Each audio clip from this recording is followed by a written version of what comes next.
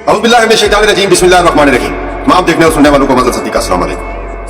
नाज़रीन, जैसा कि सब जानते हैं कि 27वीं गैर आईनी तरमीम बिलाखिर मंजूर होगी, लेकिन इस तरमीम के मंजूर होने के बाद जो कोई गलतफहमियां थी या जो कोई हमारे लोगों के अंदर जो अफवाह पाया जाता था वो दूर हो गया है। सबसे पहली बात जो इससे 27वीं आईनी तरमीम से वो साबित हुई है वो ये हुई है कि जो भुट्टो, जुल्फ़िकार अली भुट्टो, जिसको यानी अदालती कत्ल किया गया था और वो अभी तक लोगों के दिलों में जिंदा था, उसको जरदारी और बिलावल ने इस 27वीं आईनी तरमीम के साथ दफन कर दिया। यानी वो जो कहते थे ना कि कल भी भुट्टो जिंदा था, आज भी भुट्टो जिंदा है, उस भुट्टो को इन्होंने मार दिया, क्योंकि ये आइन, ये भुट्टो का आइन था जिसको दफन कर दिया गया। दूसरी बात ये हुई है कि जो लोग नवाज शरीफ को बड़ा इनकलाबी समझते थे, सोचते थे कि नहीं, पता नहीं नवाज शरीफ कभी भी नहीं जी, नवाज शरीफ तो जनरलों के बड़े खिलाफ है और नवाज शरीफ कभी भी इस तरमीम के जो है हक में वोट नहीं देगा, वो खिलाफ मुखालफत करेगा, बल्कि और शहबाज शरीफ को डांटेगा। उनका इमाम भी दूर हो गया है। शहबाज नवाज शरीफ जनाब बिल्कुल मुंह सुजाया हुआ वो असेंबली में आया और 57 बार उसने उठक बैठक उठक बैठक उठक बैठक 57 बार की।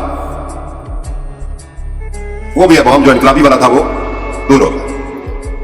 नाज़रीन, इस 27वीं आईनी तरमीम ने जहां बहुत से लोगों के चेहरे बेनकाब किए, वहां पे एक गैर आईनी अदालत का भी क़याम हुआ और उस गैर आईनी अदालत में एक जज साहब अमीनुद्दीन साहब, जो यानी बड़े अरसे से नखरे उठा रहे थे एस्टेब्लिशमेंट के, जनरलों की हुकूमत के, उनको आज उन नखरे उठाने का जो सिला था वो उनको मिल गया और उन्होंने एक आईनी अदालत का अल्फ उठा लिया।